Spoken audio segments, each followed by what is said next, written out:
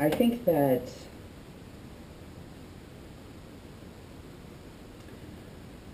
what it shows, especially in the combining of these departments, is that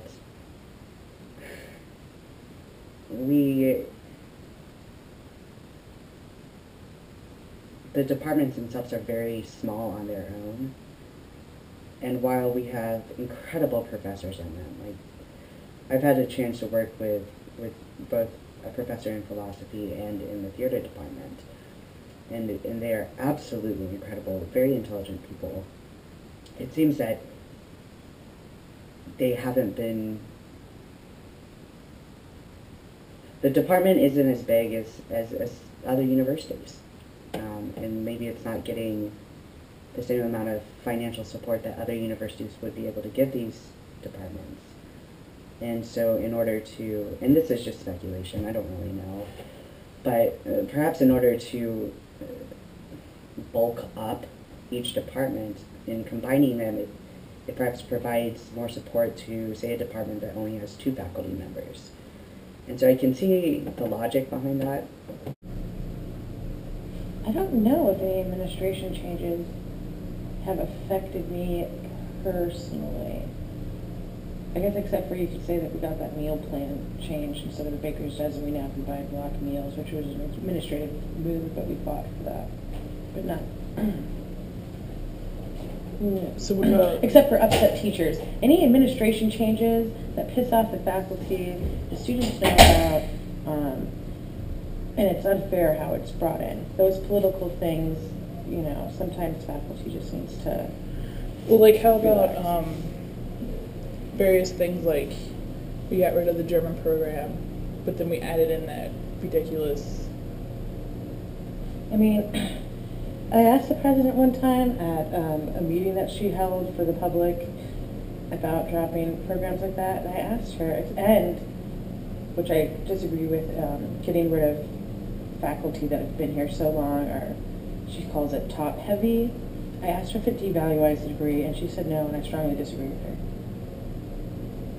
Well, what about the degrees that have been combined, like philosophy, classics, and religion, I think it is? Kind of makes sense that it's combined, but I understand why people might be upset. That's the thing where you combine those and just make creative writing underneath the English department. That seems more logical to me. Oh. I mean, overall, I think that's what administrative changes that have happened that are big. I mean, I think, although I don't agree with a lot of our administration, I think that the administration that was prior got us kind of in the situation that we're in now, similar to, you know, blaming Bush for things that Obama's having fixed. I think if we hadn't had hugely mismanaged money for the past 15 years before P-Park came in, we wouldn't be in this situation. So the administration that's being brought in, the new dean of admissions, should make a significant change into the type of women that we're having come here, completely different than even just like the last 2-3 years. So I have faith in our new dean of admissions. I think Scott Schenk is fairly frugal and he's in charge of our money, so I have faith in him. Well, with that being said, about the change of like various women that are coming in, wouldn't it make it more difficult for us to have scholarship money? And a lot of the girls here are on scholarship. Well, if you look at last year's board records, they decided to raise the amount of financial aid they come out with by like 3%. Granted, tuition was also raised 3%. So where that makes sense, I'm not exactly sure, but I do know that more money has gone into financial aid. But I think Ken Hughes, who was the old dean of administration, was bringing in lower income girls. And it's not to say that Sweet Briar just wants upper middle class, or just even upper class, but you have to come with a medium. You can't just continuously have people that can't pay even a third or half of their tuition. So I guess he has this new program, like a computer program, that you put in this information about the student, and then they're going to take like a graph, and it's like this person should pay this much, and this person, and like how much they're going to need, and does like this whole entire sheet And that's how they're going to base it off of now with this new dean. But I don't know the particulars about the program.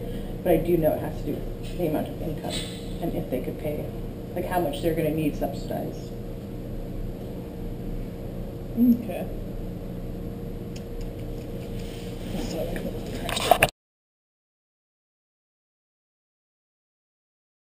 Well, I hope you enjoyed this video.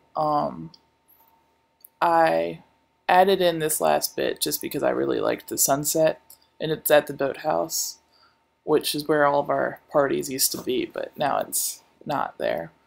I hope you really enjoyed it. Again, these are just the opinions of individuals. This isn't the opinion of the actual school itself or any of the administrators or anything like that.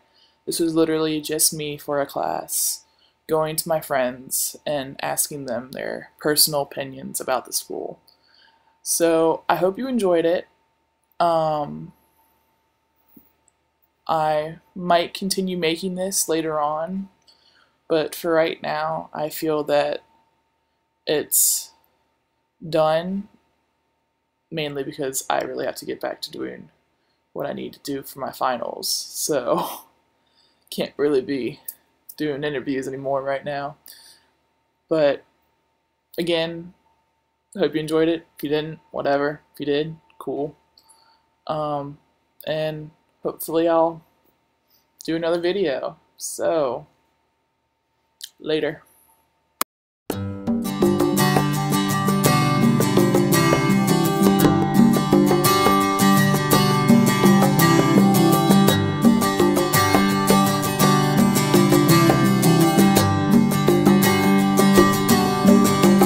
I ride on through these open waves, and I go with others the same, from town to town, not lost nor found. And I ride these waters till I drown. Well, the first place said, be one of us, and the second one charmed us with destiny's lust. The next place tempted with riches and rest, only for happiness, this life at best. And I ride on through the wind and the rain, with a smile on my face. Though the seas rip and they roar, but it's better than dying upon this safe shore. I could hear as the currents they swell. We awoke and we gazed upon ourselves. Behold the red sky, oh we must leave to take to the next hope we see. Well, at another land we came to and entered in. We prayed for countenance, rest on us then. They came in kindness but took us away. But still through the madness we left more insane. And I ride on through the wind and the rain, with a smile on my face. Though the seas rip and they roar, but it's better than dying upon this safe shore. They brought us to the man, to the leader of the land, who led his people with a reckless hand. He said, come here, I hear you can play, so make me now dance, or it's your last living day. So we played and they danced, oh, oh, oh. We played and they danced, oh, oh, oh. We played and they danced, oh, oh, oh. And the king, he bid us to stay, said he'd give us all we wanted today. She stood there, her eyes they sang, perhaps 'tis right to want to stay, but kindly I deny.